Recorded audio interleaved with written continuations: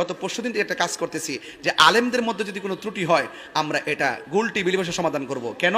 এটা আমি সিদ্ধান্ত নিয়েছি, কারণ আমরা আলেম একজন আরেকজনকে ভুল ধরি, তখন ফেসবুকের ভিতরে আমার পক্ষে একদল বাইর, ওনার পক্ষে আরেক দল বাইর, বাইরে শেষ পর্যন্ত এমন একটা ফেসবুকে কাদা চোরাচুরি হয়, শেষ পর্যন্ত আমার কেল্লা নিয়ে নায়কের মাথাত লাগাই দেয়, আরেকজন নিয়ে আরেকজনের কেল্লা নিয়ে আরেকজনে লাগাই দেয়। আসসালামু আলাইকুম।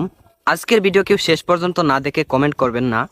শায়েখ আহমদুল্লাহকে নিয়ে আল্লামা পীর মুফতি গিয়াসউদ্দিন তাহেরি হুজুরকে নিয়ে এটা আমার শেষ ভিডিও।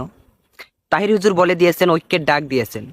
তাহেরি হুজুর বলেছেন যখন আলেমে আলেমে কোনো কিছু দ্বন্দ্ব হবে, দেখেন আলেমে আলেমে দ্বন্দ্ব এইটা নবীজির যুগ থেকে ছিল, এটা মনে করে সারা জীবন থাকবে।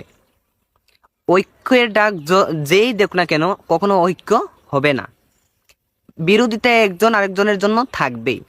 তবে আমরা এমন বিরোধিতা করব না, আসাদ নূরের